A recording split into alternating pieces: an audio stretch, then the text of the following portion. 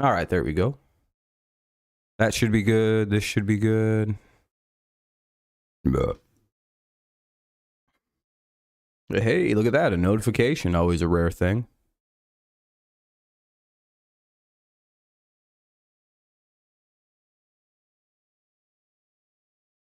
What's up, Denny?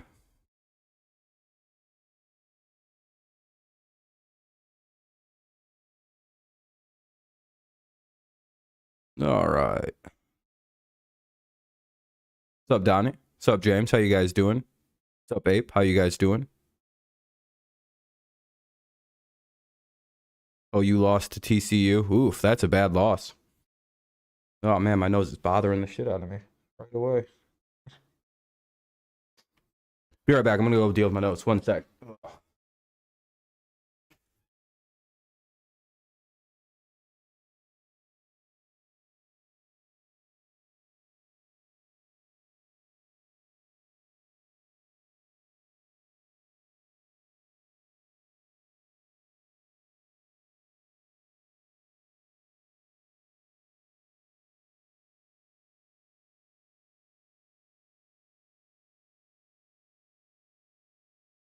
All right, should be good.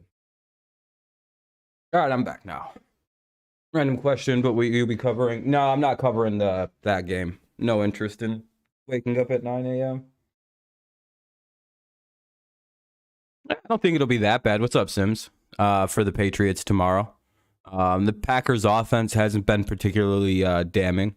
It hasn't, killed anybody this year. It's just we probably won't do anything on offense. That's the problem. Or we'll just run the shit out of it. All just depends. Sorry, my nose is really bothering me right now.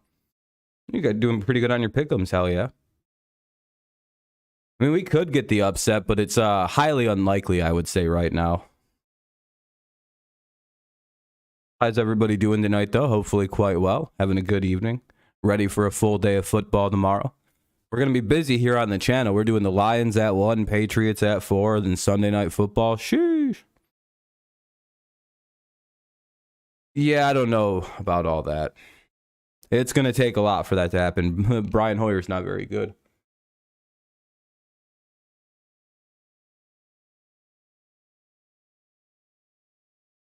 Yeah, basically, Denny. What's up, Hockey? Not really sure who you are, Hockey Boy. Are you Daniel? What's up, Jacob? How you guys doing? Welcome. What's up, Landon? How you doing? You're waking up to... Oh, you're going to bed early for tomorrow's morning game? That'd be pretty cool. Hopefully the Cowboys... Yeah, I mean...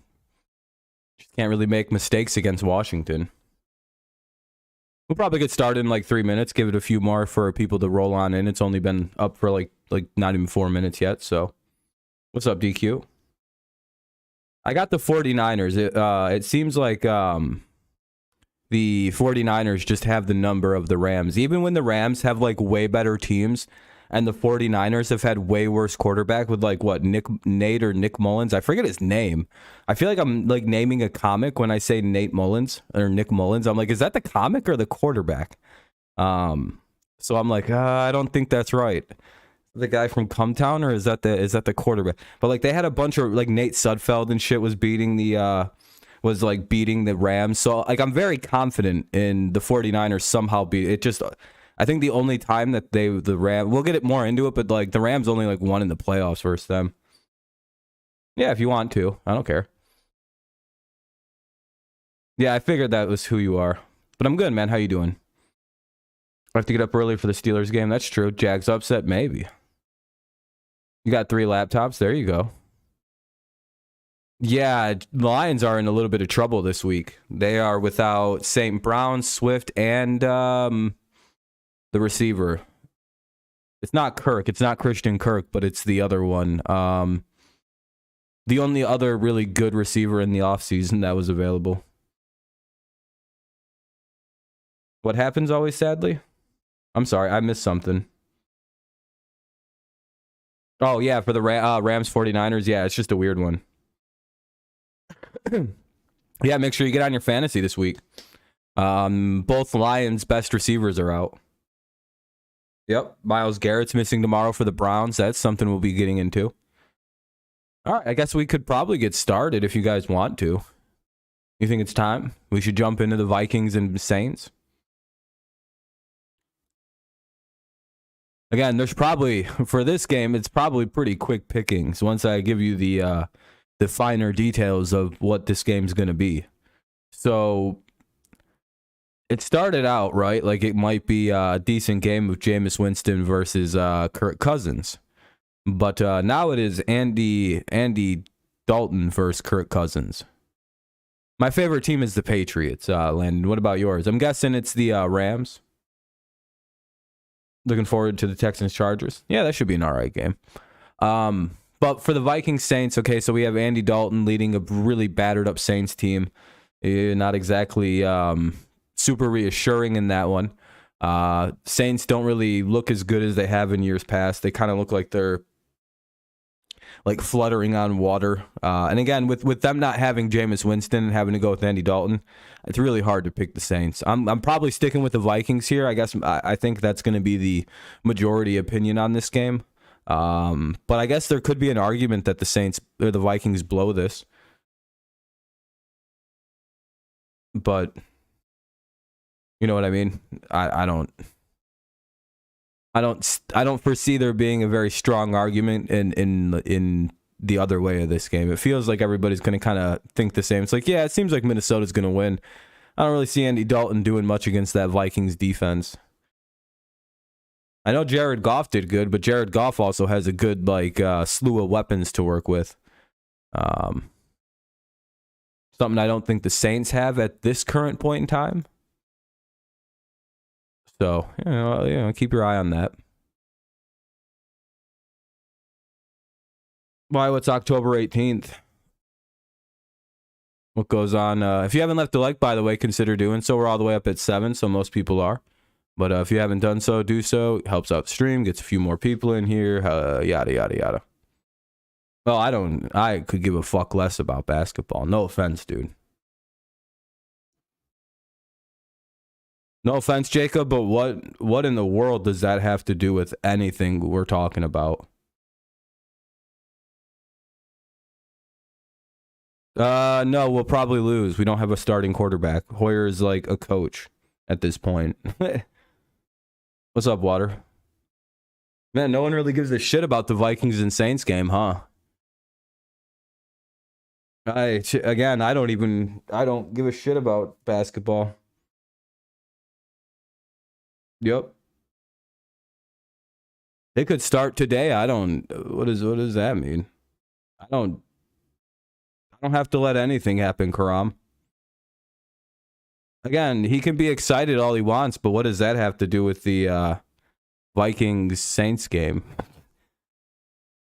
Or playoff baseball? He's just saying random shit.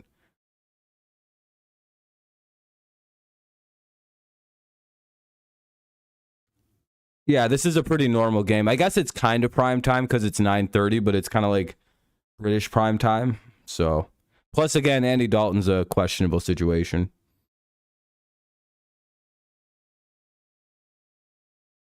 What's up, Water? How you doing, though? Thanks for tuning in. All right, that's about all we need for the Vikings Saints. There isn't really much there. Let's move on to the next game then.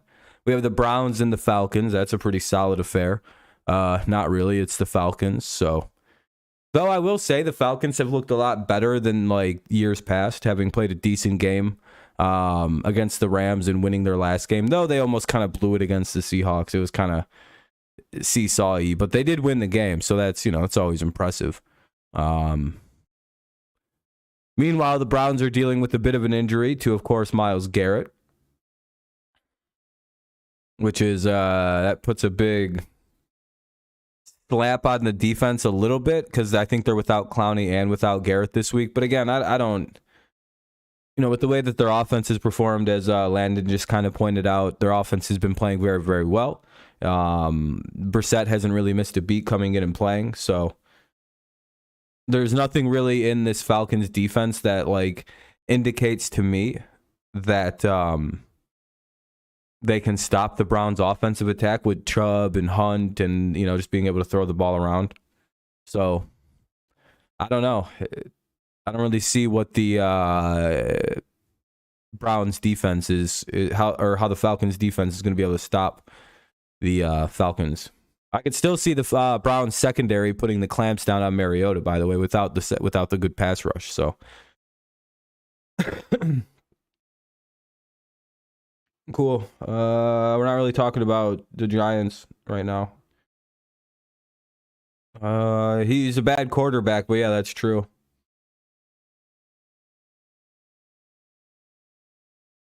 He is a bad quarterback, but he's also on a bad team. Both things are true. Browns have been great. I think they can make it to the... Yeah, I mean, probably. Amari Cooper will have 70-plus TD pass. Oh, 70 yards plus a TD pass? Okay, I got you. All right. Yeah, it seems like we're all kind of thinking the same things. What's up, Squid? What it do? Pick 2, full PPR, Olav, Bateman, Eli Moore. Right now, have Olav and Bateman, but Big Bad Weather and Bolt thinking Eli. Who are the Jets playing? Oh, fuck, I should just know this. The Steelers? Has anybody looked good offensively against Pittsburgh yet? The Patriots sure the fuck didn't. The Bengals didn't. Who'd they play? The Steelers play last week. I know they lost. The Browns. The Browns did pretty good, but that's kind of a division game, so it's kind of like, eh. So with Zach Wilson coming back, he might throw tight ends. I don't know. They have bad weather too, though. And they're playing the Bills, and the Bills have been a nightmare for teams. Yeah, I think Elijah Moore's just because the Bills have been seemingly like clamping down everybody. But again, you have to also think about with the Bills, like the majority of their secondary's out. So it's like, it's really complicated. You know what I mean with the Bills? It's probably safer to go with somebody playing the Steelers, but Browns are the better than the Patriots, and I'm saying this is a Dolphins fan. I mean, you're a Dolphins fan, yeah. So I mean, your opinion on that's not really. Yeah, I think Watson will play this year. Oh, speaking about the Bills, we could probably move on to the next game. So we're all kind of feeling the Browns to win this game pretty handily. So far, we're all pretty much in lockstep, except somebody said the Browns will win. Yeah, that reeks Lamar run. Yeah, that's probably a safe bet there than Squid. You got Falcons. Fair enough, Falcons Destiny. What's up, Chase? All right. We're looking at the Bills and the Ravens. Allen will do his thing. Good game, though. You got Allen in this one? All right, the way I'm looking at this is I don't know if anybody's going to be able to stop anything that the Ravens are capable of doing. Their offense is really, really good right now. And one of the things that I think will mess the Bills secondary, what's up, Shlomo? That'll pass up the guys, that'll mess up the Bills secondary a little bit, and defense, who's kind of dealing with a lot of backups and a lot of young guys playing, especially in the secondary, is when you have a lot of young guys playing against a quarterback like Lamar, when he starts to fake the run or even attempts to run forward, you'll see a lot of this was happening to the Patriots young guys all last game, and this is why we kept getting burned on certain plays. They'd run in like fucking wildfire at Lamar, which would free up the tight end wide open. It'd give him Duvernay wide open. And I think when you have a bunch of young corners or and the Bills right now are dealing with a young secondary with injuries to Micah Hyde, with injuries to Trey White, with I don't know if Poyer is going to be healthy, and if he is playing, how good is he going to be able to go? So you have a couple there's questions for me in that Bills secondary where I'm looking at a speed of the Ravens, of Lamar, the way he can draw on a defense, the way it makes them bite on them, which opens up it opens up Andrews, it opens up Duvernay. We've seen it happen all week against the Patriots, and it's been happening week after week with them. And again, the same defense that the Bills. I don't know. It's going to be a shootout, right? Because we know that the Ravens defense has been kind of dog shit this year. Do I think the Giants, they could beat the Bears. They should be able to compete. You like the Giants having the upper hand? Fair enough. We'll get to them soon. But again, the Bills, they're no slouch offensively. They should be able to put up points. How's the health of Stephon Diggs? Because like he vanished at the end of that game, and somebody told me he got taken out of their he got took out of the game. And if Stephon Diggs is playing at like half health or even, I don't know, the Bills' offense crumbles without Stephon Diggs.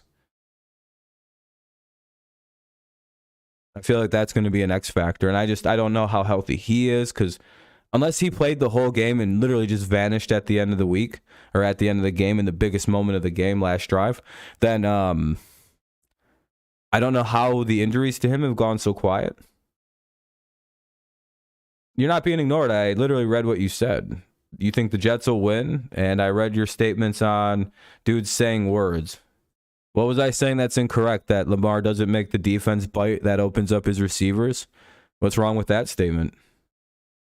You don't think that happens? Have you ever watched Lamar play football? Do I think the Raiders versus Denver? I don't know. I think Denver's defense is going to make it so the Raiders don't win that game. Patriots will probably have a top 5 defense by the end of the season, but okay. And he also beat the Dolphins. And then he destroyed the... I mean, what are you talking about? He beat a team that's 3-1 and a team that's going to have a top defense. I really don't understand your logic there.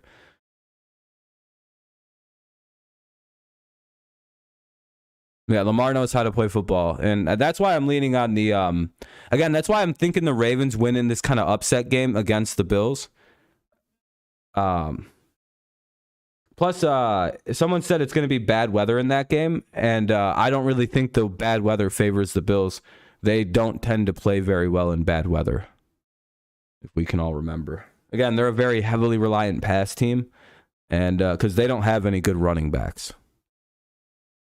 New England versus Detroit Week 5. Yeah, we're going to wear our red unis. Can't wait. Green Bay Seals at 20-13. That seems about right, by the way, Denny. I seen your score predictions. Colts are going to smash the Titans. I agree. Oh, yeah, they did lose to the Dolphins. I mean, I'm pretty sure their defense lost to the Dolphins. Let's be honest about that. You put up 38, you probably should win the game. Right? If your team scores 38, did you do enough on offense to win the game? Yeah, how hurt is Diggs? I know he's going to play, and he's fine. Brian Hoyer, we're going to lose this week. Because if Diggs is not 100%, that's actually bad for the Buffalo's passing offense in bad weather. There's actually problems for their team in this kind of conditions, especially since they still haven't really found a real running back that isn't Josh Allen. All right, let's move on to the game of the week: the Commanders versus to the Ginger Bowl. It's Carson Wentz versus Cooper Rush. The two gingers of the NFL dueling it out for who's the best ginger.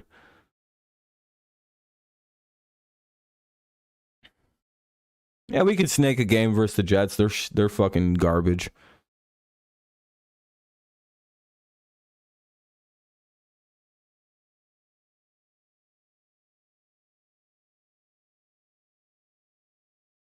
Yeah, I don't know why is a Falcons fan talking shit about the Patriots right now. I know you aren't in here talking shit, dude. We ended your entire franchise.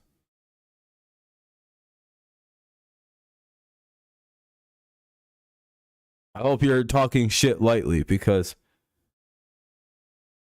you don't know how many Patriots fans are lurking in the shadows on this channel, my friend. You're in very dangerous waters here. Okay, all right, just be calm. Yeah, I know. We get the red unis back, and it's goddamn Brian Hoyer. I hope Mac's able to play against Detroit. I hope he slings that broken-ass ankle out there.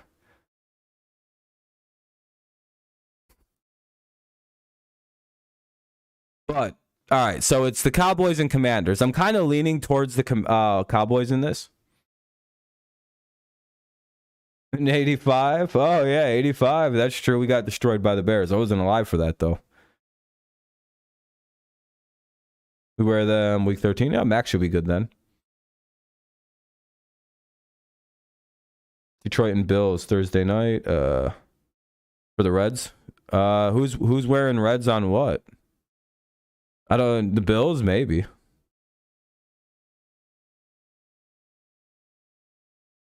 Yeah, I mean, yeah, we all know. I mean, he's the backup for a reason. Only Zappy was ready to go, but he's not quite ready to play.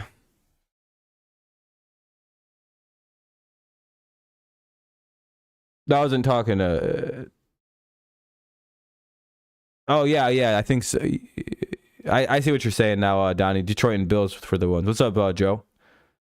All right. For Cowboys and Commanders, I'm sorry. This game has such low interest to me. I just don't know how to begin the breakdown of it. Ravens by 1,000 then.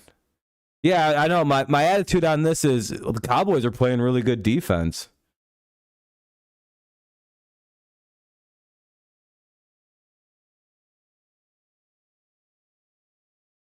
I think that's kind of like the underrated quiet part of the way the Cowboys have been playing. They're playing a very, very good defense. Micah Parsons is clearly on his way to win Defensive Player of the Year this year if he keeps up at this, like, even like half this capacity. He's winning Depoy. Battle of the Gingers. Yeah, that's what I said earlier. And he's Micah Parsons. Yeah, he's the defense, and he's an amazing defense. And right now with the Commanders, they're not doing the greatest job of protecting Carson Wentz. Teams are kind of just blowing through lines. He's dealing with an ACL thing. So fuck, I'm giving you Commanders. Fair enough, Chase. One of the things I think about is the Commanders O-line situation is like god awful, and it's like costing the Commanders week in and week out.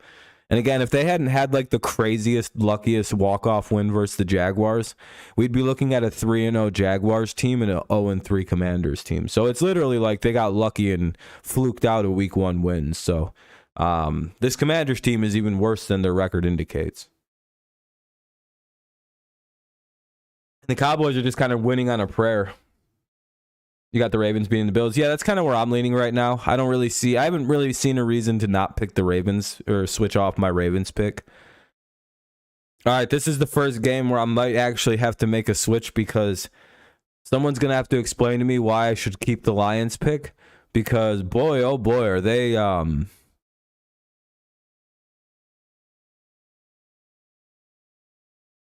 Bills light work. Anyway, Lions and Seahawks. The Lions are going to be without a few players this week, right? It's kind of brutal for them. They're without Swift, they're without DJ Chark, and they're without Amon-Ra St. Brown. If Ravens can get the running game going with running backs, yeah, they should be able to run. They also have Duvernay and Bateman. Secondary smoke for Bills. Seahawks probably cover the spread, but lose by 3. Lions 51-14. So we're still feeling the Lions pretty heavily here, it looks like. Again, the Lions have played good. It's just missing those 3 guys really kind of tilts this in a weird direction. Again, the Lions have played good. They still have Hawkinson. They still have Williams.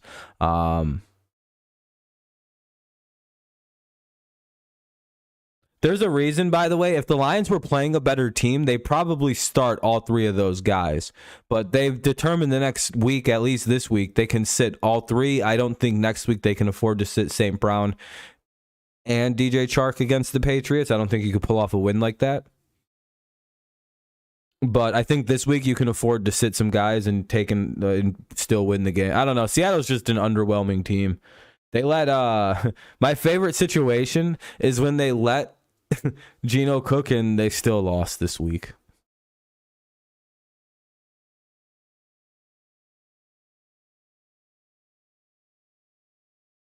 All right, why do you think Seattle could win?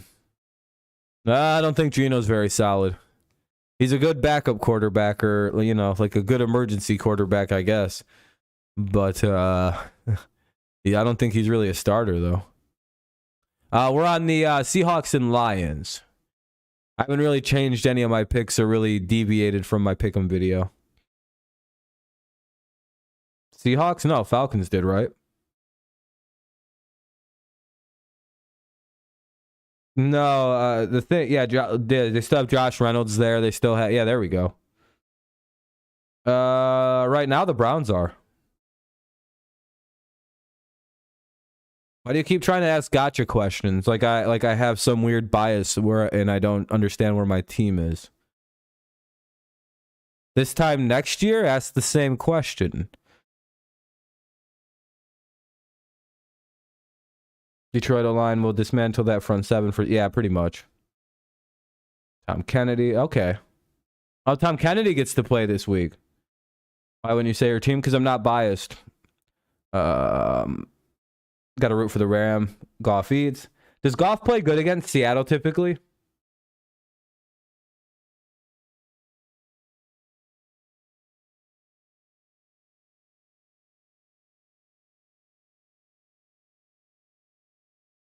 Yeah, I think so, Mike. I think so. Yeah, I don't know. I don't really do bias. Sorry, buddy. I'm trying not to be. I try to cover the NFL. I'm not a Patriots exclusive streamer.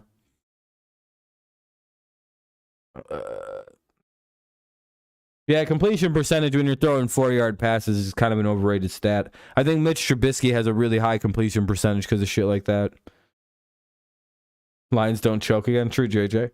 I mean, Goff was able to pull out the W against Seattle when he had that broke at them a couple years ago. Does seem like he owns them then. All right, so everyone's kind of liking the Lions in this one because, again, Seattle has proven no real reason to pick them. That's next week, right? No, that not Patriots. Week 6.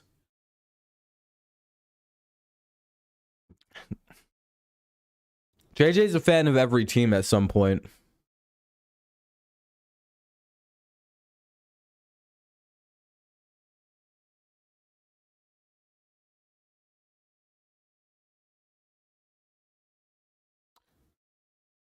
Yeah, he's a fan of every team. Lions have a bye after New England. Oh, shit. When the hell is JMO come back then? Week 7? Goff on Seattle. Seattle will have the number. Yeah, probably. Number 1 pick. That's probably a pretty safe bet. Another game of the week. The mighty Chargers. A lot of people's team of destiny this year. A lot of people's team to watch out for. Couldn't even beat the Chargers or the Jaguars, and they lost last week 38-10. And they played the Texans, an 0-2-1 football team. I don't know. I'm pretty sure nobody's picking the Texans this week. Chargers comeback game, you think? Bills could not beat Dolphins. His return was week 4 to 6. Yeah, that's true. Just bring him back after the bye.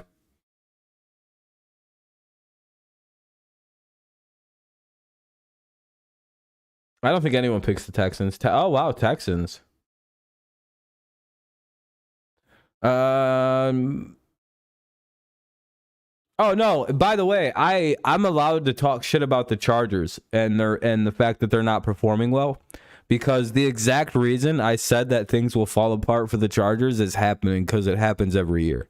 I don't think people are allowed to make excuses for the Chargers when I predicted that the Chargers are the unluckiest team in the NFL when it comes to injuries. I wasn't wishing injuries on anybody. My point on that is this team has terrible luck. They are ran terribly. They don't know how to diagnose injuries properly. They have shit doctors. And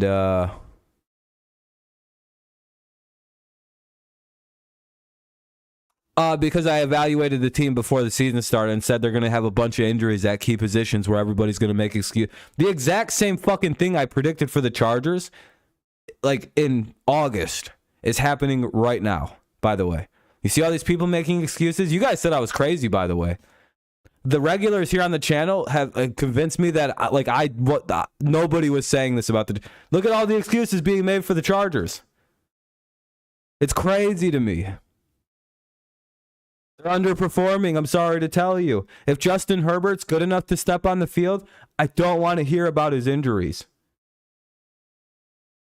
Like they did. They did that one guy. Like, I'm sorry, if he's playing, then I don't want to hear. Okay, so do you excuse Baker Mayfield's bad play last year? Do you excuse Baker Mayfield's bad play last year? Do you excuse it off because he was dealing with the torn labrum? If you don't, then shut the fuck up about injuries right now. No, you don't. You've never once fucking excused Baker Mayfield's bad play. Bullshit. If you weren't on your burner, I would know the truth. No, you don't. And you've never once made that statement or held that sentiment about Baker last year. You were probably on the, well, he sucks bandwagon.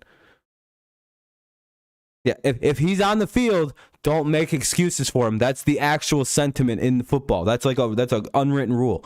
I don't want to hear about excuses. I don't. I just don't. Because, again, when I predicted how the Chargers season was going to go, that it was going to fall apart due to injuries, you can't look at me and go, well, it's falling apart because of injuries. Yeah, I told you it would. You can't use those things on me. I'm sorry. But, like, I knew this would happen to them. It happens every fucking year, and I'm so tired of hearing excuses. Get a different medical staff. Fire everybody on the medical fucking staff and get a new one because it's ruining every season you've ever had. Sorry, this is the most overrated. This always happens. I'm so tired of hearing about the Chargers.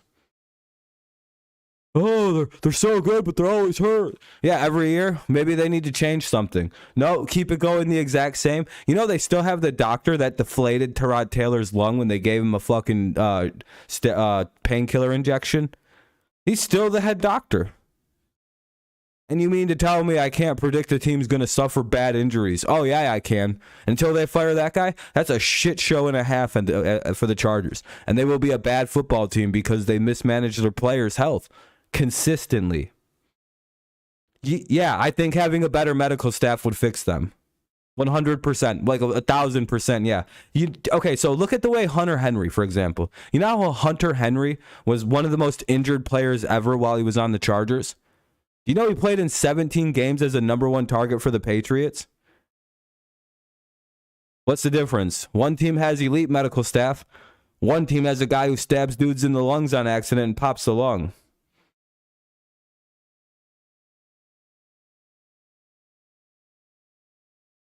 Why do the Chargers get hurt all the time? Because they don't manage their players well. They don't do anything to keep their players healthy. I'm sorry to tell you.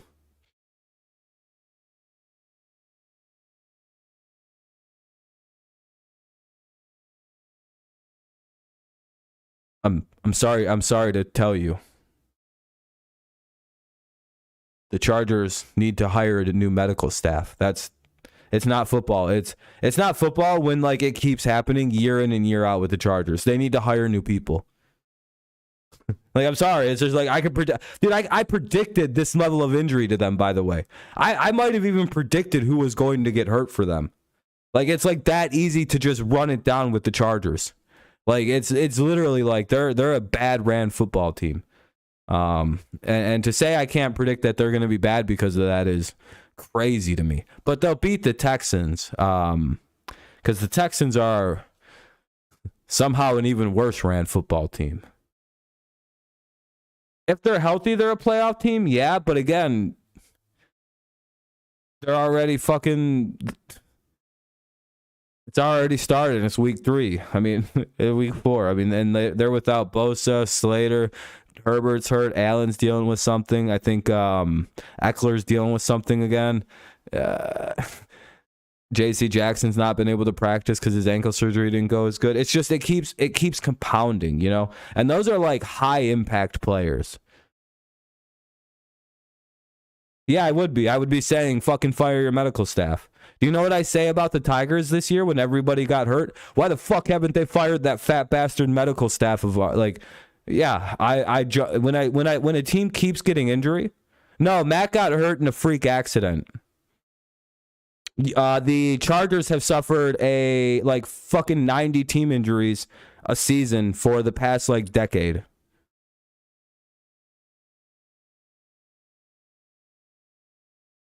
Can you name another injury to the Patriots that hasn't been a freak injury that has ended a season?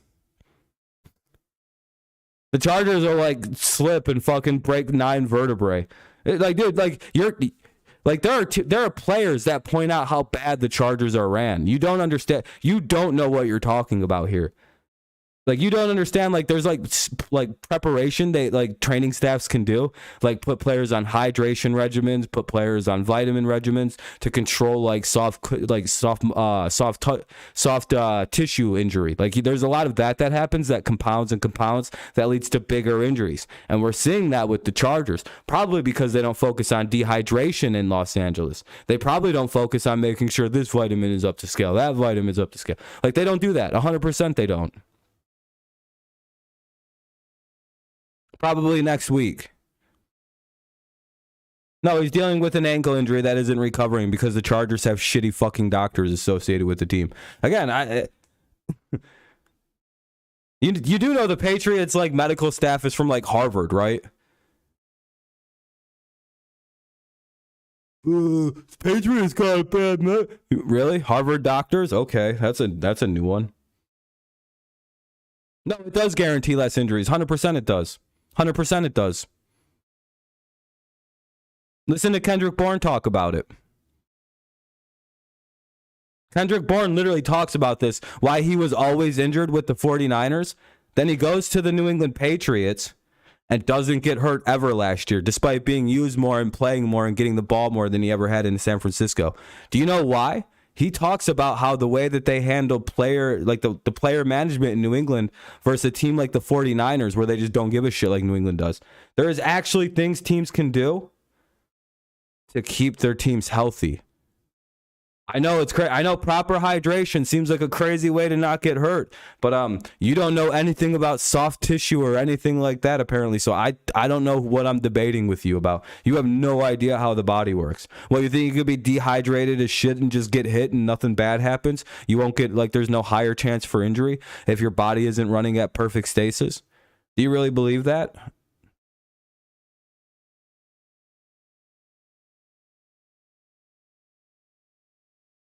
Exactly what I thought. You're fucking stupid. Literally, Tom Brady didn't sustain injuries on the Patriots ever. Like, nobody ever really gets hurt in New England except for like very bad injuries where everybody would get hurt from that injury. How often do you see like the Patriots have a bunch of guys out with pulled hamstrings?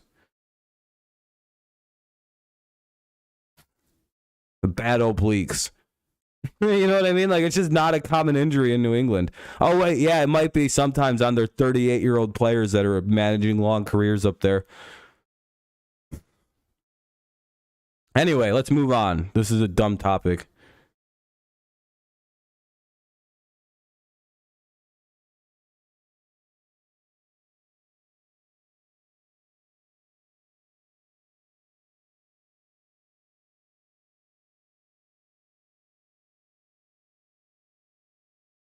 OBJ's injury prone. He's been hurt everywhere. There are also just individual players that are also injury prone. But the entire Chargers team is then just injury prone. And then, again, Falcons, you're making my point that the Chargers are just an unlucky team with injuries, and they have a whole team of injury prone guys then. Still makes my point. Fucking dumb fuck. Shut the fuck up about this now, or I'm going to get rid of you.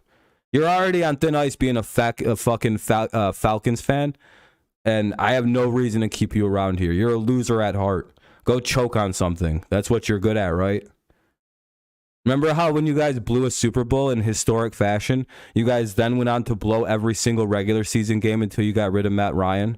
How hilarious was that run there when you guys blew every single game? Hilarious. You're annoying me. That's why I'm being mean to you.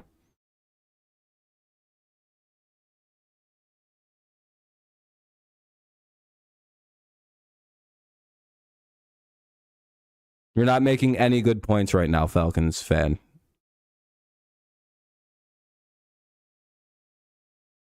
Yeah, you just changed accounts, Send. No offense. I mean, it's... Yeah, I mean, Mac Jones compared to every single good player on the Chargers is quite the worst injury history. Injuries. Mac Jones, for example, is less injured than your Chargers quarterback. But because the Chargers mismanage players, they're playing him for some reason. When they would have won that game against the Jaguars if they'd have played their backup quarterback. I'm the Chargers. I don't know how to run a football team. Yeah, so is Justin Herbert. He's literally got fucking 9 broken ribs and shouldn't be playing football. Mac Jones has a high ankle sprain and will be playing next week. If we lose to the Jets, that's 0-6 with Watt without Watt on the team. Yeah, you guys need him. He's your whole defense. Mac Jones doesn't have to miss a game. He could play tomorrow, but the Patriots aren't a fucking poverty organization, and they don't want to risk long-term damage to their quarterback. Do you know the difference between the two? No, it has not. Mac's willing to play on a high ankle sprain. Mac is willing to play tomorrow. But the Patriots, because they're not a dipshit ran team, and they don't want long-term damage to a young prospect, they're not going to let him play tomorrow. There's a difference between our two teams. Your team is poverty, hasn't won anything ever, and loses all their players to injuries all the time. The Patriots have 2 dynasties inside of 20 years. Your team, they're not this. Like, the Patriots are a better ran team than yours. Why do you question anything that they do? Your Chargers what have they done other than squander away the best talent in the league? Literally, tell me, what have the Chargers ever done? We're talking about the Chargers right now, Landon. Sorry. And then I'm about to be done with this. Tell me one thing the Chargers have ever done except waste a career, waste having Drew Brees on the roster, waste having Phillip Rivers, LaDainian Tomlinson, Antonio Gates on the same roster. Like, dude, like, all the Chargers have done is waste fucking loaded fucking football teams with injuries and just mismanagement of players, bad coaching. Like, they're a fucking sad football team. Like, sorry, this is what they are. This is all they are. This is all they have been. This is what they are. Since I've been watching football, all they do is stack up really good teams, and then everybody gets hurt, and everybody goes, well, the Chargers could have been something. Yeah, and they didn't. You know who stopped them from making the Super Bowl in 2018? Go ahead, say it. Who beat them in that playoff game? Yeah, suck a dick. You won't say it. Say it. Who beat them? Like they always do.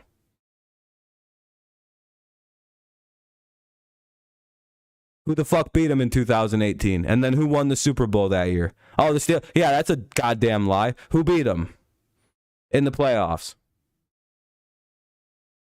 Who actually hung like fucking almost 50 points on their ass in the playoffs? Yeah. Yeah, the Steelers did. Yeah, okay. Fuck you. Who won the Super Bowl that year in 2009 to 2018-19 Super Bowl? Yeah, the year the Patriots had no chance. I remember. Anyway, let's move on to the Titans and the Colts. We all pretty much agree that the Chargers will win tomorrow.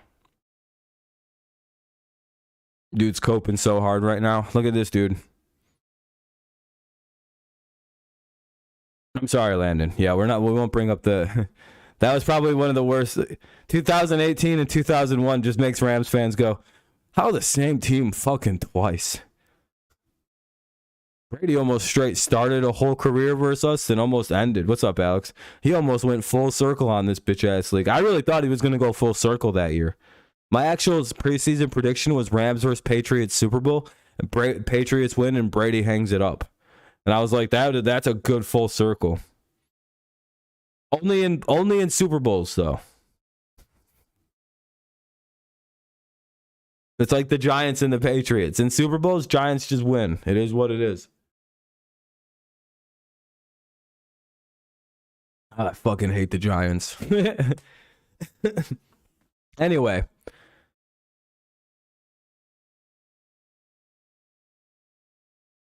Titans and Colts here. Titans looked pretty good in their game against the Raiders, though they almost blew it late. Had the Raiders hit a 2-point conversion, it was, or the Titans, the Raiders hit the 2-point conversion. The Titans might have lost that game. Momentum was on the side of the Raiders. But you also have the Colts, who looked pretty bad the first couple weeks of the season, and then suddenly came to life against the Chiefs. Kind of their bounce back moment, kind of like how the Colts always seem to do against the Chiefs. Yeah, Tom Brady almost retired. Yeah, that's true. So we got a couple on the Titans. We got a couple on the Colts.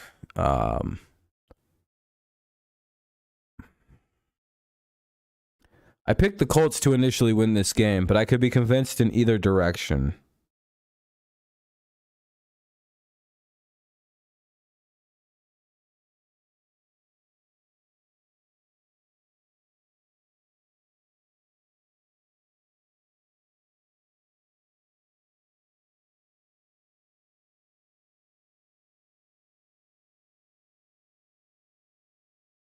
I'm actually surprised. I'm not really surprised that the Colts beat the Chiefs, Landon, because the Colts, they have this weird history of just like handling Patrick Mahomes to like this really weird like ability.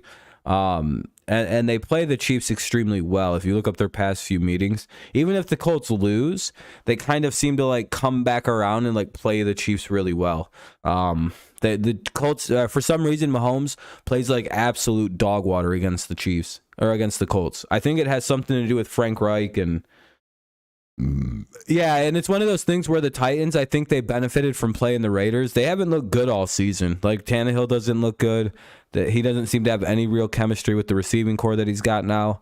I mean, has Derrick Henry really done anything of note? Is he even healthy?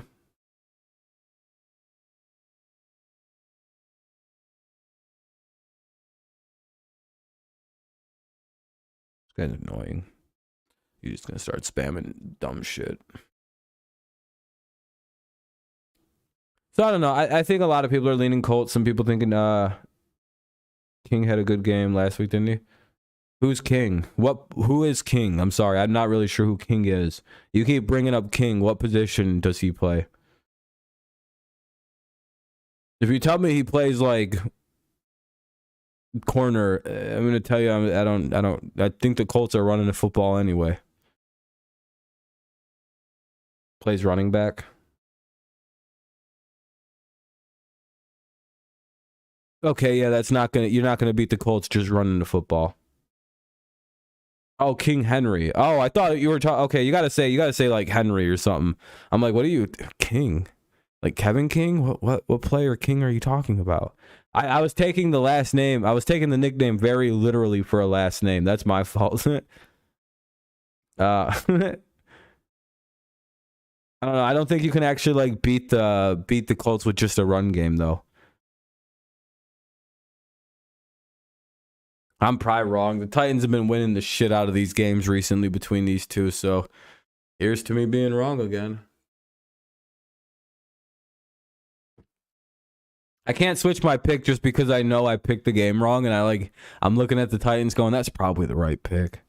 I've always said that I have to have substantial reason to switch off my picks I make on Tuesday, and a gut feeling isn't good enough of a reason, so I'm gonna have to stick with the Colts. I'll like sit and chat for a while. Like we can speculate, just bullshit about things, but usually we just do that tomorrow during all the games. There's a lot of I'm gonna be live like all day tomorrow. Alex said Larry King, then deleted it. But no, I don't. I just do this one stream tonight, and it's like other just kind of chilling out and. I don't want to do too long of a stream, mainly because I just don't want to burn through all my my voice up. Tomorrow's a busy day. Doing the Seahawks and Lions, Patriots and Packers, Chiefs and Bucks. Sheesh. It's a busy schedule for a streaming day. We would probably do halftime of this game because I have class till 9:30 on Mondays. Or 9:20, one of the two. I don't remember cleanly.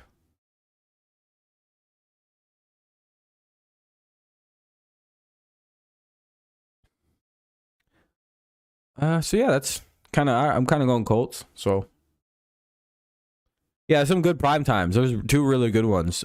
Chiefs, Bucks, and Rams 49ers is usually pretty good, but it's always weird. Your name is Cleveland Brown. Yeah, we could talk about the AB stuff after we're done with all the games. That shit was hilarious. I don't think it's as bad as people are reporting. I don't think there's any harassment going on because it seemed all very consensual. But AB's off to some weirdness again. That's for sure, Denny. Oh boy. The Bears and the Giants. Everybody's big game of the weekend. Everyone's favorite game this weekend.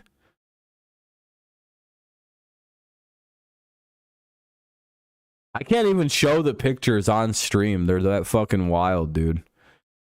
Like, that's the funniest part of, like, the whole thing is, like, they didn't do a very good job blurring anything out or making it hard to see anything. Just Antonio Brown chilling out hard as he possibly could be. You like the double entendre there? America's Game of the Week.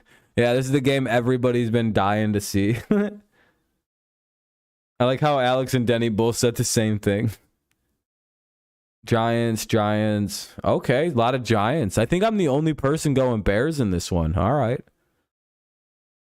We got a bunch of people that are cringe defending Daniel Jones, which I've been yelled at about all week.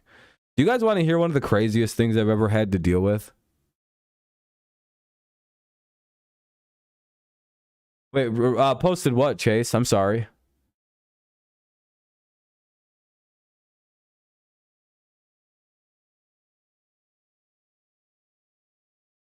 But Bears and Giants.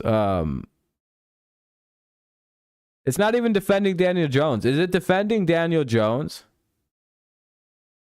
Oh, NFL reporter. Yeah, I think they needed to not cover that story because it's a lot different than what's being represented. Is it defending Daniel Jones when you point out that no quarterback, despite how good or bad they are, because again, I'm on your guys' side. I don't think Jones is a good quarterback. But again, when you take everything into account surrounding Daniel Jones, I've always had the same sentiment and the same thought about how you can evaluate like certain things. If you put a bad quarterback on a very good team with very good coaching, very good offensive linemen, very good receivers, a good running back, that a bad quarterback probably can play average. Like we've literally seen quarterbacks go from bad to average when they've been put on better teams to better situations.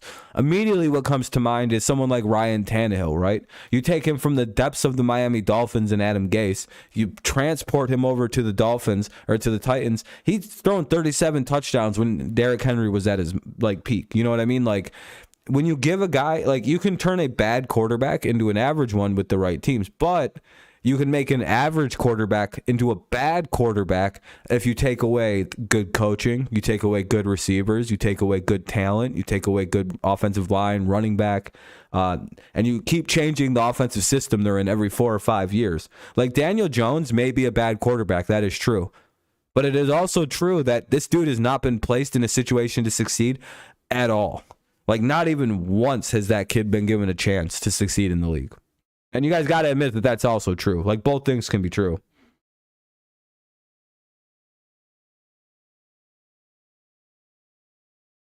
Yeah, that's literally about the only way we'll know, Alex, is if he gets transported or the Giants go get such a good play. Like we even seen this slightly with Josh Allen. They went and got him a better receiver and he turned from fucking a 58 completion percentage guy to near MVP levels of performing. Do you see like Again, it's not really a defense of Daniel Jones is my main point here. It's despite we don't even know if he could be an average quarterback that's just placed in a bad spot. And since he's average, he's going to be way worse in an average, like in a bad situation, which he's in. I mean, it is what it is with the Giants. It's fucking Gettleman fucked you guys. But again, it's not really defending Daniel Jones. It's more just pointing out the fact that, like, again, is he bad? Yeah, he looks like a bad quarterback, but is it because of the average quarterback phenomenon where average quarterback, bad team plays worse? Well, Deshaun Watson's literally just a fucking different kind of quarterback. Again, Deshaun Watson's an elite quarterback, so if you put him on a bad team, he only goes to great. Do you see how there's like a sliding scale for like the base level of a quarterback where you can kind of evaluate it? Like, yeah, we know Deshaun Watson is an elite quarterback because he was playing on shit teams at a great level. Like, there's, you know what I mean? But like Daniel Jones is on a bad team playing at a bad level. We don't know if he's an average quarterback that's being drugged down because there's nothing there for him. But there are certain people out there that just get way too emotional when you try and use Jones as an example in anything. No, he's clearly not elite, but he could be an average quarterback. We just don't know that. He doesn't seem to be, but, I mean, the Giants aren't doing any favors. And I've been told that's defending him. I've called him a bad quarterback over and over again. I'm like, they're like, you're defending him. I'm like, no, I'm making fun of the Giants as a bad team. You're like missing what I'm saying. If we actually had receivers and linebackers and corners in a line, we could be a decent little team. I don't think Jones would ever win a championship, but we could be a little. Yeah, exactly. Like he could be a decent game manager if you guys could stay healthy, especially with a running back like Saquon. You could literally, it'd be like it could be way like didn't Jones his rookie year when the team was in a little bit better shape throw like 24 touchdowns and 12 interceptions as a rookie? I'm sorry, but that's a lot of promise. What the fuck happened? Something happened. Like, I went and looked at his numbers. He showed so much promise that rookie season. And then you guys got like new coaches or something. I don't remember. He's Ryan Tannehill. He's almost the same thing as Ryan Tannehill. I've been making that comparison all day. He is Ryan Tannehill. That's Daniel Jones. That's the issue with him. It should be better, but Golladay fucking just decided to die. Shepard's made of glass. I mean, that's not good. They're not consistent. It's not good for a young quarterback. And Galladay's injury prone too. And I'm pretty sure he's again on his fucking 4th different offensive system in 5 years, dude. No, in 4 years. I think he's in 5 different systems. It's insanity.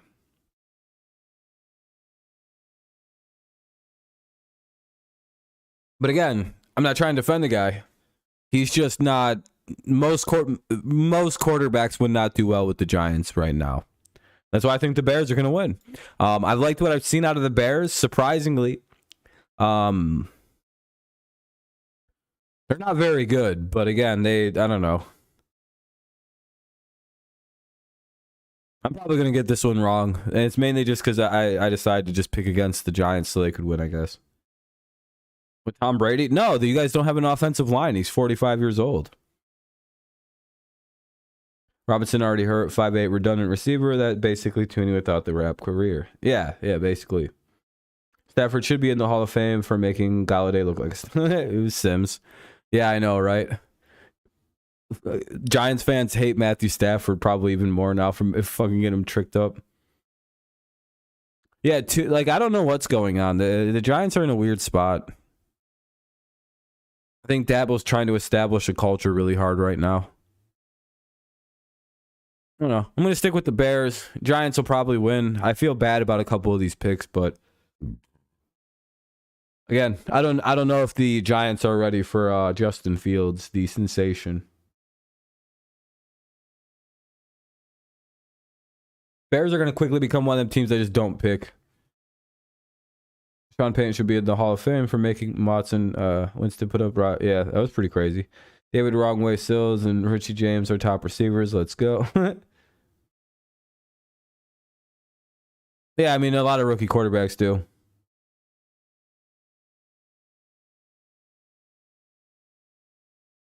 You also had him with Joe Judge for 2 years and who just didn't run the ball with him. Who just like went, yeah, you can run the ball, but we're not going to do that.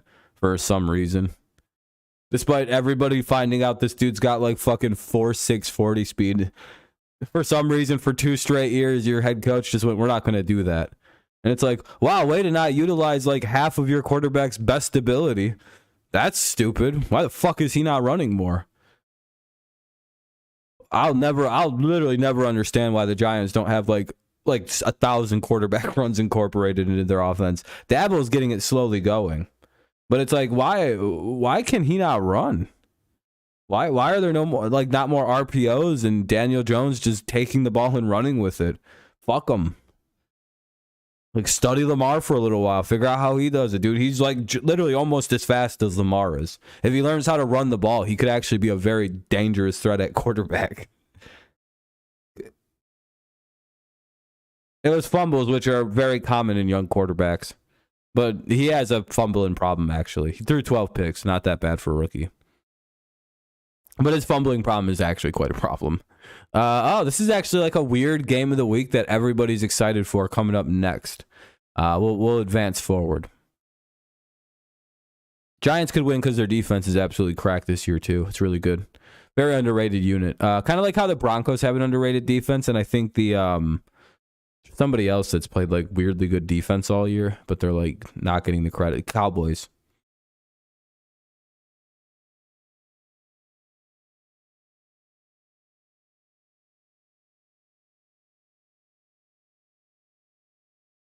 It's probably more on coaching than on Jones. Anyway, hire actual coaches instead of like Joe Judges and the other guys you've hired as his coaches.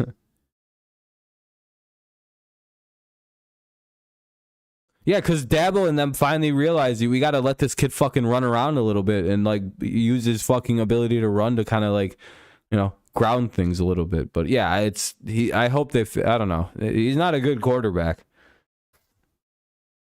Yeah, they had Jason Garrett as his offensive coordinator. Yeah, I'm probably not watching that game in the morning either. I don't give a shit about the Vikings and Saints. But Jaguars and the Eagles. This is probably like a cool game, right? That people might be tuning in for. You have the mighty Jaguars with a couple crazy wins in a row. They beat the Colts 24-0. Everybody said, oh, that's only because the Jaguars win every game versus the Colts at home. That's kind of like their win. That'll be one of their one wins of the season. And then they follow it up with one of the greatest ass kickings I've seen in a really long time when they beat the hell right out of the Chargers 38-10. The Jaguars won my heart over with that win. I'm rooting for them all the way through. I hope Saxonville is back after they did that to the Chargers. Hilarious win. All you got to do to win me over as someone who will support your team and not say bad things about you anymore is embarrass a team I don't like. And doing that to the Chargers was the funniest thing I've ever seen in a really long time. That was almost as good as... Oh, man, I don't know. It's going to take a while for somebody to beat that win. That was fucking really funny. I also found it really funny that the Dolphins beat the Bills. That was also fun. To watch the Bills fans just vanish from the internet over the last few days it's been great. I actually kind of I don't really hate the Dolphins as a team. I hate their fans quite a bit. As a team, hate the Dolphins a lot less. Let me tell you. You guys haven't noticed. I've been saying nice shit about Miami all week. When you beat things I find annoying and just shut people out, like, oh, that's so great. I have so much more respect. Jack's fans should paint over the Doug Peterson statue. Dude, if they win, yeah, they got to put the statue in different colors. Michigan beat Iowa. There you go. Hey, maybe Michigan's a team of destiny this year. Jason Garrett did put Jones mostly on Wildcat sets last year. Did he? Didn't work. I don't know. They just never gave that kid a chance to succeed. I don't know, man. The Jaguars are good, but again, they did get kind of lucky with a couple of their wins. If they are able to somehow beat the Eagles in an upset, then we really got to take Jacksonville seriously at that point. But until then, I think this is the worst team for Jacksonville to run into when they're starting to build up momentum in the season. Because if the Eagles are a for real team and they beat up on Jacksonville this game, then, oh boy, the Eagles aren't going to lose a lot of games. I know that. I know you want to. I know you're trying to speak it into existence. That one guy, but man, I don't know. They're going to be a hard football team to beat.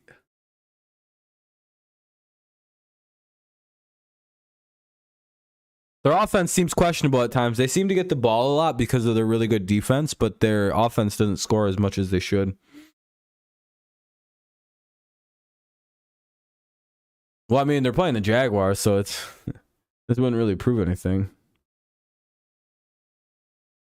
All right, I think we're all pretty much good on this one. I think we kind of already gave our thoughts on her.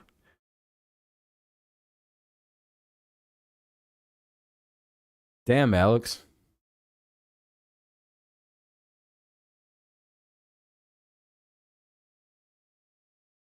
That one guy's about to be like, I hate him more than the jackass that sold my peoples out back in Africa. Like, damn, you guys really hate the Eagles.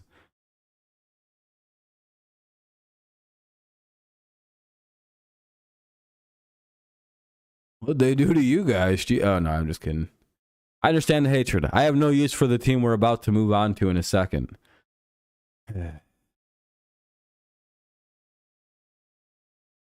All right. Yeah, are we all set on this one? You got the Eagles 51-30, Denny? Sheesh, you got a blowout.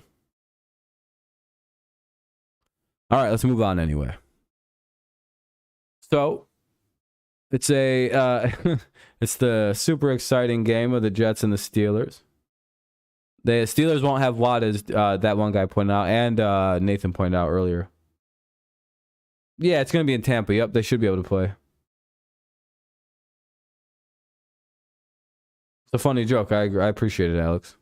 Jags. All right. Got some people taking the Jags. Yeah, Zach Wilson's back in this game.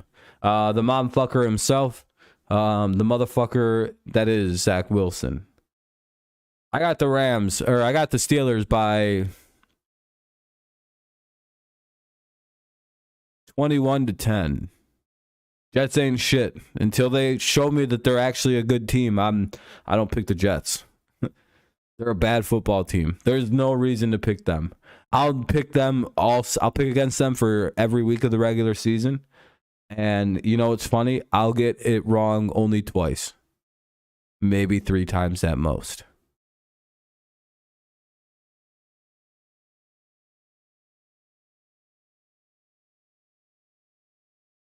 I'm just saying, like, my strategy of just never picking the Jets to win a game has paid off to a hilarious extent almost every year I've called football.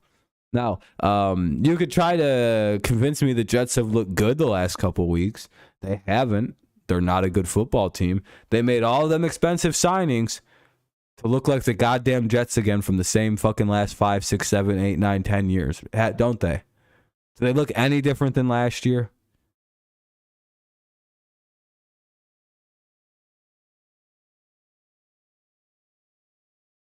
What did I tell everybody in the preseason?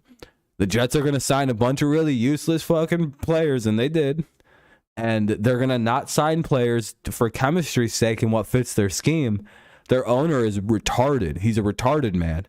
And he signs players who have the biggest names. The most expensive players and the biggest names because they have a lot of money for the Jets. And I'm sorry to tell you, they can have all the receipts. Gary Vaynerchuk can scream about receipts like a fucking Down syndrome person. The Jets' shitty owner can scream about receipts, or Salah's bald-headed, dumb, wannabe Dan Campbell looking ass can scream about receipts all he wants. They're going to win 3-4 games this year, just like they always do. And they're going to fire everybody, and then they're going to trade away all their good players for picks next offseason. And the cycle with the Jets will resume anew. Look for a new quarterback, a new this, a new that. They're going to sign a bunch of good free agents. I've been watching this literally since 2004 with the Jets. And it hasn't worked once. The farthest they got was like Mark Sanchez got to a Super Bowl almost.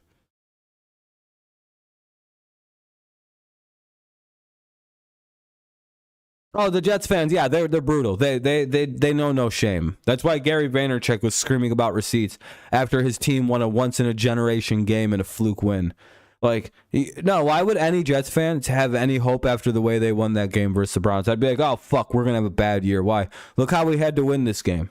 You want to know how often stuff like that happens? Want to know how many games it's been since a team blew a fucking 13-point lead with a minute 55 and no timeouts left?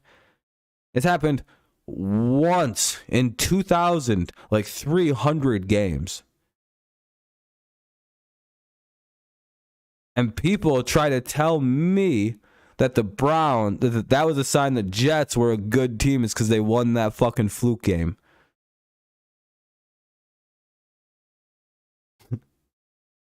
Yeah, they need to bring back Rex Ryan. That's exactly correct. It's not good. Yeah, when Mark Sanchez and Fitzmagic are your best quarterbacks in a decade, yeah, that's not a good sign. I don't know. Mark Sanchez wasn't bad. I don't know. That situation exploded on itself. I don't know what happened. Yeah, it's really bad. Like, you know how desperate that franchise is for something? Joe Flacco had a fluke win, and that whole team was screaming receipts and shit. Talk about how they're about to win the Super Bowl, basically, and this is their year. You see how fucking starved that franchise is? It's almost kind of sad. But also really, really, really funny. I fucking hate the Jets. That's a snitch organization if you ever seen one, by the way. If you're a real Patriots fan, you hate the Jets, and it's not even just because they're division rivals. It's because you know about Spygate. Anyway, the Jets, the crybaby Jets, and the Pittsburgh Steelers. I know a lot of people are going to be picking the Jets in this one. The Steelers haven't looked really good this year.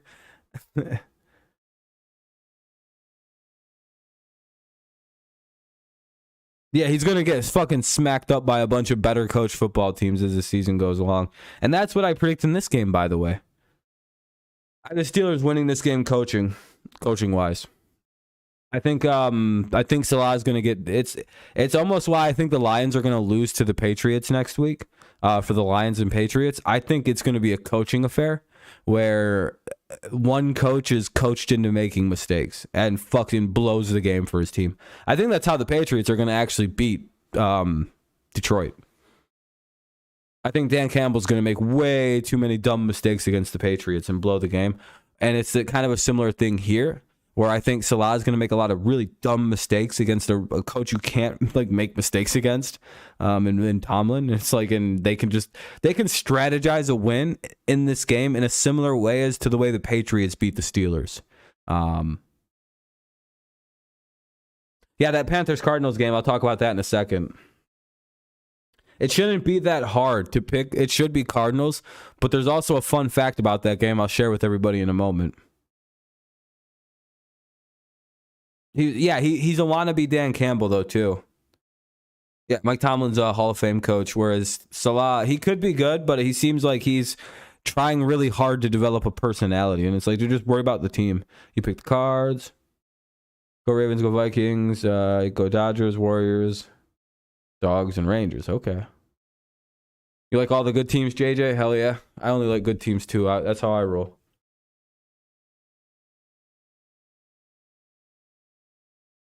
All my teams are the best teams in the league right now. Patriots, Lions. You got the Tigers. You got the Pistons. You got Goat James. Only the best of the best. I only root for the best. Have a good night, JJ.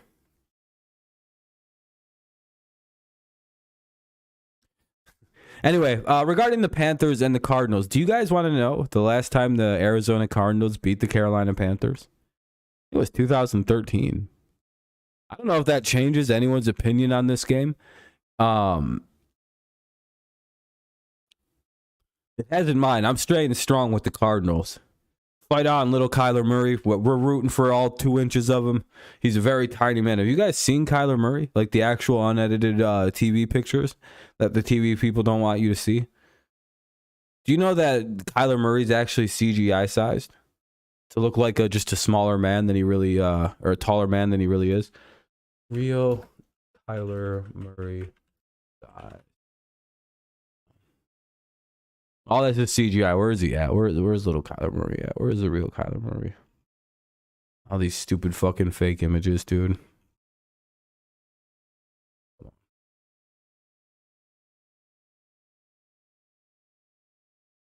Here we go.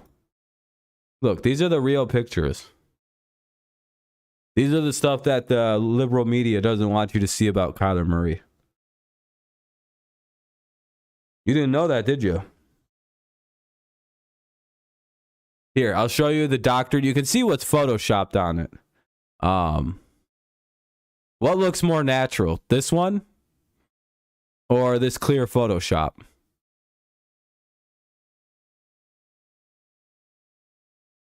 Just think about it. What looks more natural to you? Normal sized? Or fake sized? Or this one?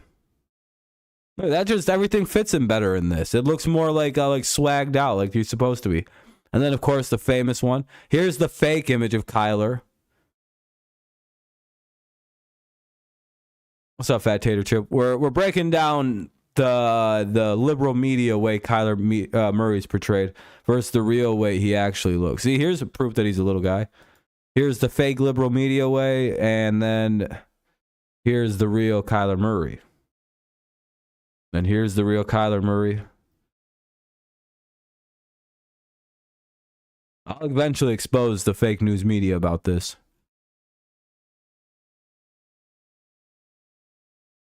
But yes, we're rooting for Kyler Murray in this game. They're finally going to beat the Cardinals for the first time in almost a decade.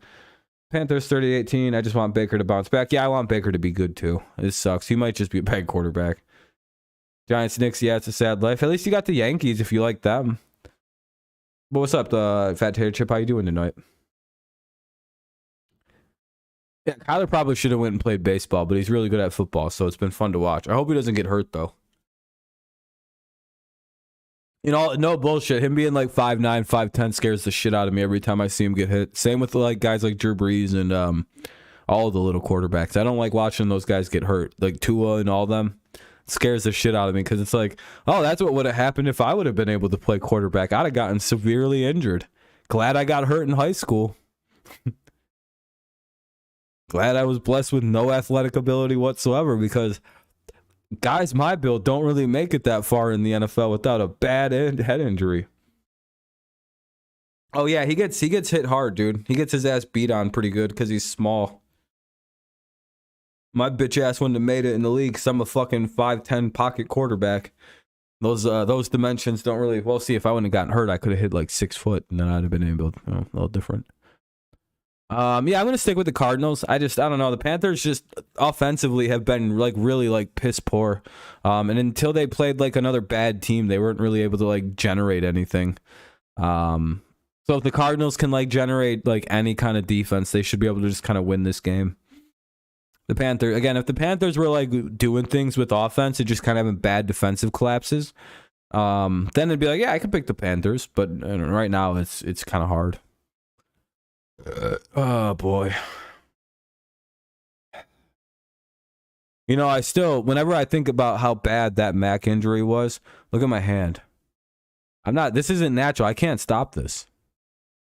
This is involuntary. When I think about the Mac injury, I'm traumatized. It was probably, thinking about it, second worst injury I've ever seen in pro football. The worst ankle. I've never seen a worse ankle injury than that in my entire life. It was brutal. Second worst, only to when Tom Brady was viciously attacked with a helmet in the back of the knee by a deranged psychopath in Bernard Pollard. Poor Mac Jones was just standing there, and then Calais Campbell, for some reason, decided to body slam the back of this dude's leg. Not really sure why he decided to basically jump off the shoulder pads of one of the Ravens' other defenders and basically say "from the top rope" onto Mac's ankles. I don't understand why they did it so dirty. Another piece of shit terrorist in Calais Campbell ruined another great possible season. Yeah, basically WWE style top rope. It's just soft tissue damage. No, it's pretty bad. It's worse than that. They almost had to decapitate it. I'm sorry. Are you trying to? Okay, let me show you something. I have to show you something.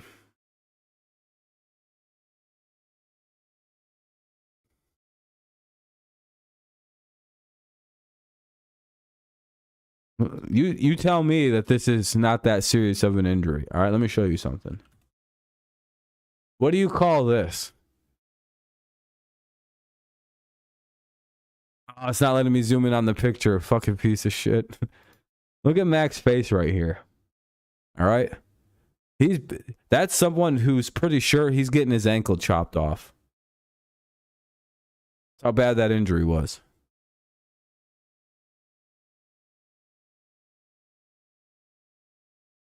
The people carrying him can lift 8,000 pounds apiece. I don't listen to and rewatch injuries, Denny.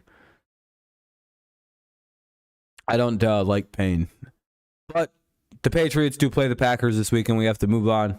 Brian Hoyer should step in and do a halfway decent job. More than likely, the Packers should be able to handle this pretty effectively because, I mean, like, it was already going to be a pretty low odds. The Patriots can come in here with a second-year quarterback and kind of beat Aaron Rodgers. Yeah, I don't care, Denny. I don't want to listen to that. So, can the Patriots stick themselves and keep themselves in this game and kind of run down the clock? Yeah, I think so. They're going to be able to run the ball. We've seen the Patriots be able to kind of control games with their run, and it's going to be what they have to do in this one. The only problem is Rodgers at home is really tough to deal with, and I have a feeling Hoyer's gonna. I don't know. It's just Hoyer fucks up quite a bit, and just. Like, for example, there were, I think, a couple games in which he started during the Cam Newton year where we could have won, but then this dude was, like, taking sacks at halftime at, like, the fucking 20-yard line with 5 seconds left, and we would just be, like, screwed. It's just, like, bad shit like that consistently from Hoyer. His field awareness is god-awful. Game preparedness is really good. It's just when the actual game's going on, he's pretty fucking useless. That's why he's essentially a player coach. For the Patriots. But because again, if the Patriots backup quarterback Bailey Zappi was like slightly more ready to go, they probably wouldn't have even started Brian Hoyer. They'd be like, we don't got to start Brian. We could probably just go with like Zappi. He's probably more effective, right? And everybody would have just kind of like awkwardly nodded, like, yeah, we'll just go with Zappi. He's probably better. So that's kind of how I look at it. Like, we're not going with our best backup option. We're just going with the guy who's, like, immediately ready to go. And that could help the Patriots out somewhat because Hoyer does know the West Coast offense. He's played in it a few times. And to him, it's just, like, learning the new verbiage and lingo with Belichick. So, to him, it's not exactly... Like, he's probably more dialed in the offense. He feels more comfortable running it than Mac does even. Because he's ran this kind of offense when he wasn't on the Patriots. So... something small to think about. Patriots it might not be as big a blowout as a lot of people think it might be. Or it could be and the Patriots just get sauced up. I don't know. I'm hoping not. I'm hoping we just keep it close because that'd be pretty encouraging. If Mac misses like 3 weeks, our season's over. We're going to be like 1-6 when he comes back. Ugh. At least I have an excuse as to why my season wasn't good. We lost our quarterback. More than the next team can say. Either team can say. At least we're better than the following team. Not both of them, one of them. It's another game of the week candidate for 4 o'clock is the Broncos and Raiders. Anybody think the Raiders will win here? Because one of the things, the Broncos have allowed like 10 points and 9 points in 2 of their games this year. And I think their first game of the season against Seattle, no, that game, they got fucking beat up. That was an ugly game. But their last 2, they've allowed, 20 points combined. And they've scored 25 combined and they won. So again, they're not doing much on offense to back up these great defenses. But their defense has been absolutely stingy. No, I don't think we trust McDaniels quite yet, but give it a little time. I guess the thing I'm thinking of with the Raiders is they didn't exactly click right in after Gruden either. It took a few games for them to kind of hit the ground running. So Carr might just need a little more time in the offense as well as the other players. So give him a little bit more time before you're like, oh, this is McDaniels round 2.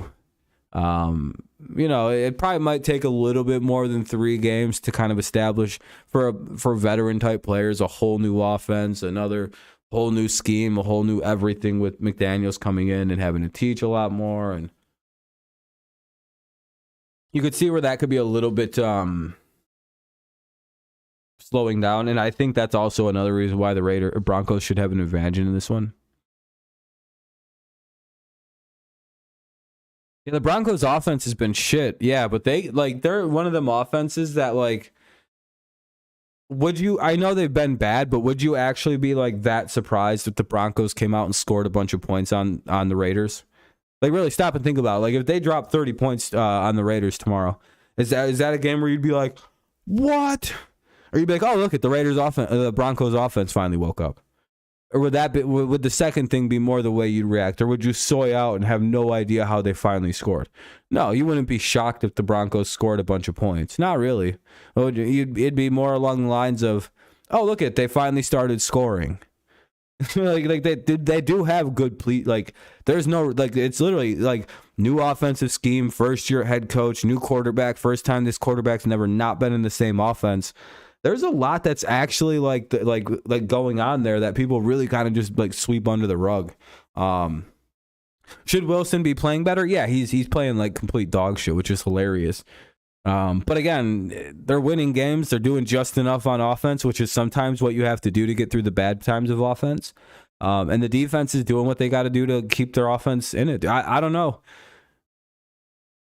What's up, Tom? They're not winning pretty, that's for sure, with the Raiders, but sometimes that don't matter. I watched the Ravens team win a fucking Super Bowl, averaging like 16 points a game and giving up 10 points a game. You know how Shannon Sharp got the nickname Big Play Shay? Or how it really became really well wide known for the Ravens? Because they literally needed one big play from Shannon Sharp a game and they'd probably win. And that's generally what happened the year they won the Super Bowl. They won a Super Bowl with Trent fucking Dilfer that year. I believe that was the Dilfer Super Bowl, right? Or did they have somebody else hilarious like that? Or did Dilfer win with the Bucks? There's a couple like hilarious Super Bowl quarterbacks that won. And it's like, how the fuck did you win with that guy? And then you go look at their defense and you're like, oh, never mind. They gave up 10 points a game. They literally just needed one play. Maybe two. It was Dilfer. That's what I thought. Fucking Brian. They were so fucking good on that defense, giving up 10 points a game. Literally, I think they wound up giving 160 points up that regular season, which averaged out is 10 points a game. Crazy. I think that might actually be pound for pound like the greatest defense that's ever existed. Them and the 85 Bears are the two. Then you got like Saxonville. But they didn't win a Super Bowl, so that kind of fucks them up. Like, you can look at that Ravens team and the 85 Bears and be like, no, those two teams straight up just won because of their defense. Nothing about their offense mattered. It was just one of them seasons for them. They could, I think the 85 Bears might have been a little bit better on offense than the Ravens were. And the Broncos are winning a lot of games. The Broncos in 2016 had an all-time defense. 2015 as well.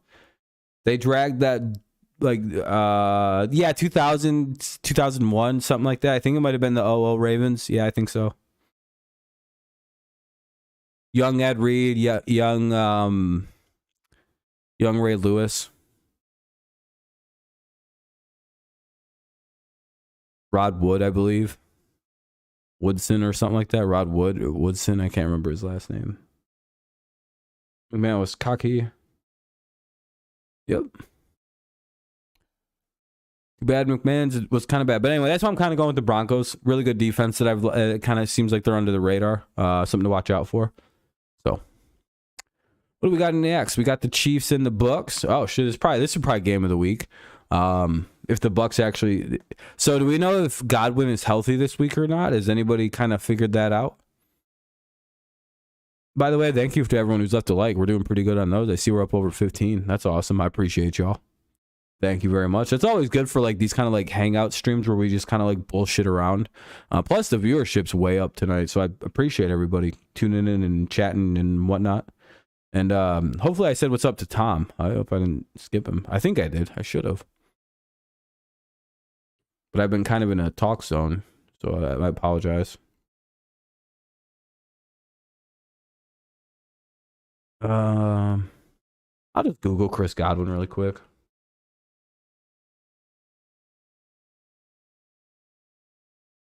But game time decision. Son of a bitch, dude.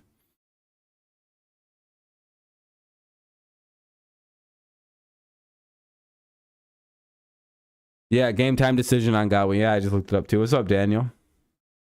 That's unfortunate because that kind of changes the dynamics of this game. Because if Brady has both his targets back, then that really opens up the Bucs offense that has been struggling to get open.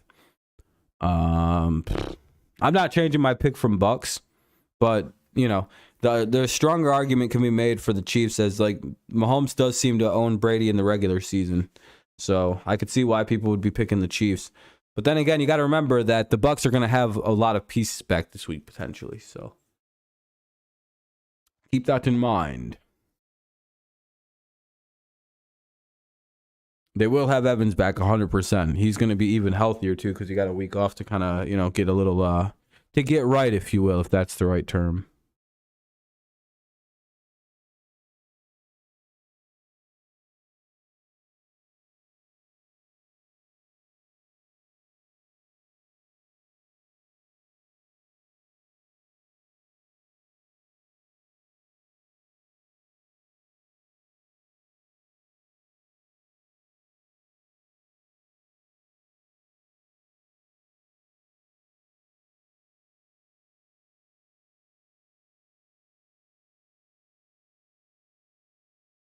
Rams 10-3.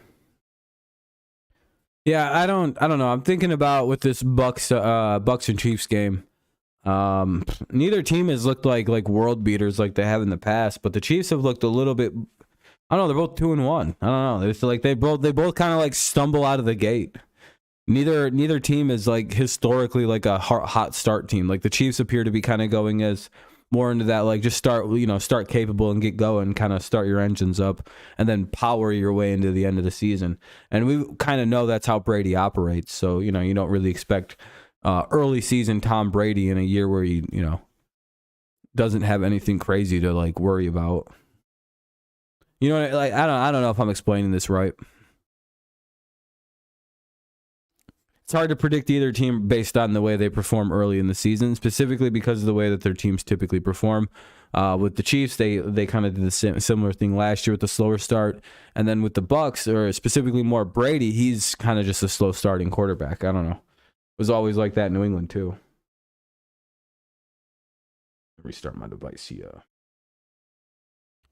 I don't know. Anybody got anything else on this one? Because I'm about to move to the last game of the week. Damn, we've been live for an hour and a half. How long are these streams usually? Like hour and a half? We might not do any other. We've been doing a lot of other talk in between the games tonight, though. Which is fine. I actually kind of like that. It feels like a more natural way of doing it. Instead of like trying to make everybody not talk about random things. Thoughts on AB? Didn't I already say it was pretty crazy? He's going to wind up. I thought I already gave all those.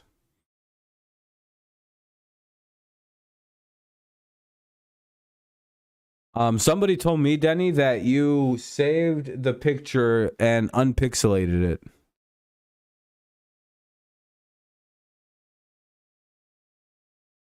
And that might be your mom in the background that's with him getting waterboarded.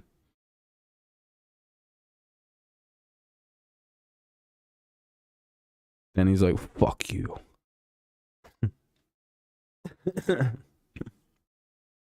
Is that your new screen's wallpaper? Yeah, that's what I thought.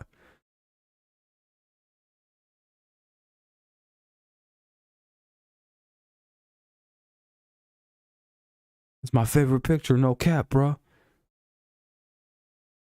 It's 2022. What you gonna judge me for? Anyway, we got the Rams. We got the 49ers. Yeah, I know. It's hilariously, like, not pixelated. It's like, damn, dude. Good for Antonio. It's like, well, maybe there's a reason he acts the way he does. No cap. Yeah. Blick, blick. That was Denny's favorite part of the picture. Anyway, Rams 49ers. Yeah, the NFL football is way better. College football is sloppy ass bullshit. Outside of like 4 teams, the play is never really that good. Everybody's wide open and shit. It's like, oh, this sucks. I'm going 49ers in my upset pick of the weekend. Normally, you'd go Rams against like kind of a bad team. But like when you're dealing with like the 49ers and Rams, here, let me show you something. It's like a shocking history. Where's the link? Here you go. Football Database is a really good site. Look at this. If we go back to 2000 and even 17 of that, it's literally like this is the Rams. This is the Rams versus 49ers. Loss. They won 2 games. I think that might have been Nick Mullins shit. It's 2018. No Jimmy G. And then this is the most recent. This is the most recent regular season streak. Loss. They lost both games in 2019. Lost both games in 2020. Lost 2021 and 2022's regular season game. Then finally beat them in the playoffs. There's something to think about when regarding those two playing each other, and it's mainly, I think, coming to do with the fact that when McVay plays Shanahan, McVay is about the same level coach as like they're so similar because Shanahan helped develop McVay as a head coach.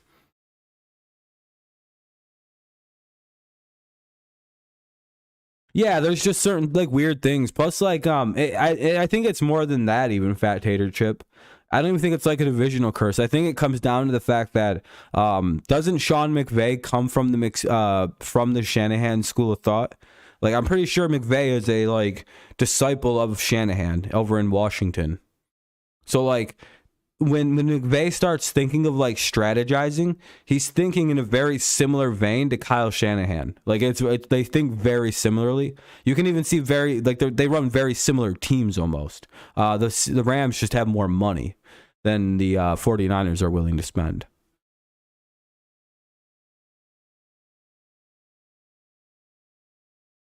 I don't know if that makes sense. I don't know if that actually makes any sense.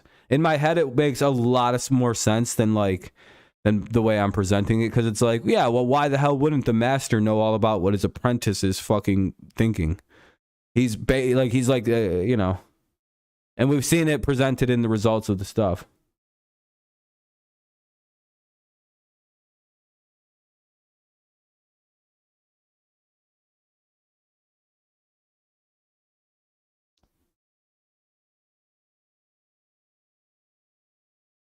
The Saints finally beat the Saints, or the Bucks finally winning versus the Saints is hilarious this year. That's a sign that the Peyton era is over in New Orleans officially.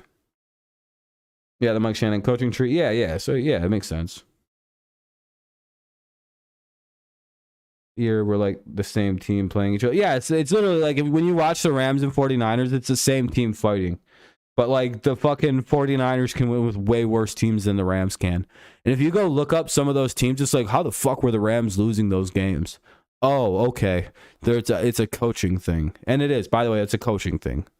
I've seen very bad Rams Shanahan teams just destroy McVay's Super Rams. And it's a hilarious consistency. That proves it's just not really fluky. It proves that the weird McVay wins are more of a fluke than anything.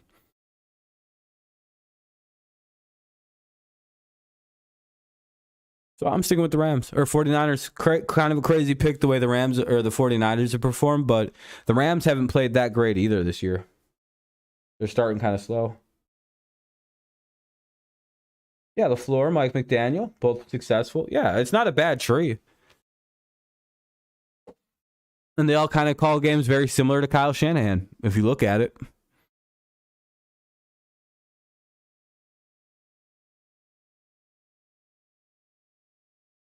Well, obviously McDaniel's going to be like almost fucking directly comparative because I think they see the game the same. That's all the games, by the way.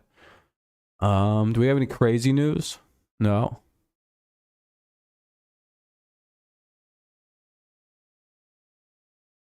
I guess we could talk. Well, see you later, Denny. I'm going to stay live for a few more minutes longer here. Probably like 5 or so.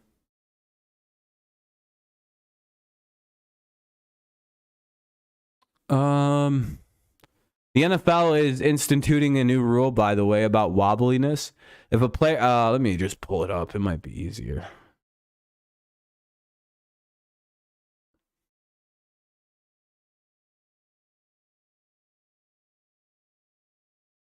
Perfect. Let's see. There's an updated stuff on concussions, if you're wondering. The NFL and NFLPA are expected to make changes to the concussion protocol based around the use of the term gross motor instability, thanks to what has been learned in the ongoing Tua Tagovailoa investigation. The statement down below. All right, much easier to read this way. Yeah, they fired the doctor, by the way, who cleared Tua to come back into the game on Sunday. So, yeah, there's something going on in the background here because a doctor's been fired for improperly doing the protocols. Gee, I wonder what's going on with that. The joint NFLPA investigation into the application of the concussion protocol involving Miami's quarterback Tua Tagovailoa remains ongoing. Therefore, we have not made any conclusions about medical errors or protocol violations. We're still kind of waiting to hear something. But the firing of the doctor is very telling for what could come. The NFL and the NFLPA agree that modifications to the concussion protocol are needed to enhance player safety. The NFLPA's Mackey White Health and Safety Committee and the NFL's Head, Neck, and Spine Committee have already begun conversations around the use of the term gross motor instability, and we anticipate changes to the protocol being made in the coming days. Yeah, basically, if like you don't look like you're good, they're going to start taking you out the game going forward. So that way, like a Tua situation.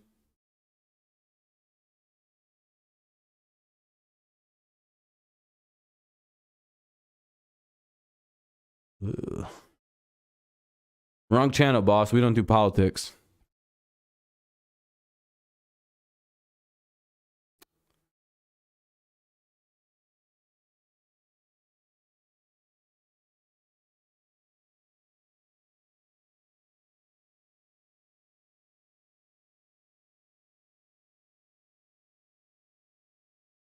You got anything else anybody wants to add? It's been pretty quiet in here now.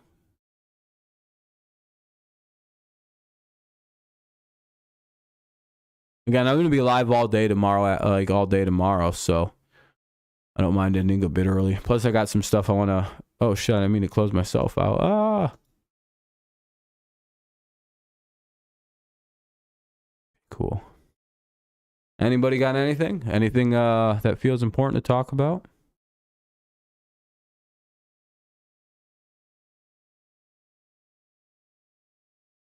If not, we're going to wrap her up. It was a really good stream tonight. I appreciate that. It was fun.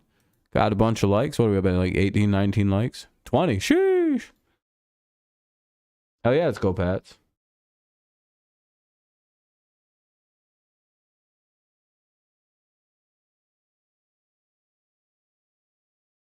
We'll find out about the Tua stuff, Cheeto. I have no idea right now.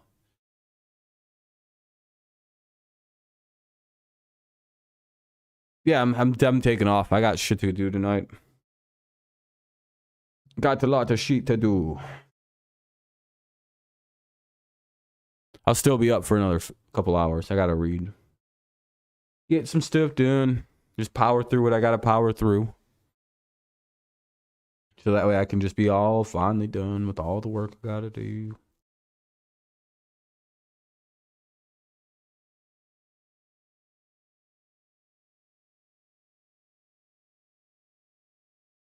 But all right, guys, I think that's about that for tonight. Sorry I don't have more on the concussion stuff there, Cheeto. I apologize. It's still like it's an ongoing situation, you know.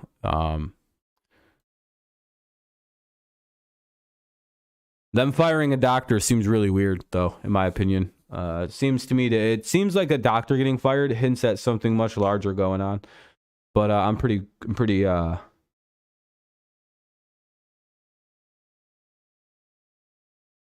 was Tua clearly looking concussed later Sunday? He was in the game, I thought. But I'm just glad it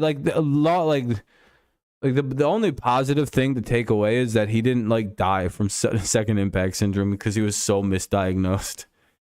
Gotta be very fortunate about that one. But yeah, that guy could have died. We're very lucky that he wasn't hit very hard. Or a lot harder than what he could have been hit.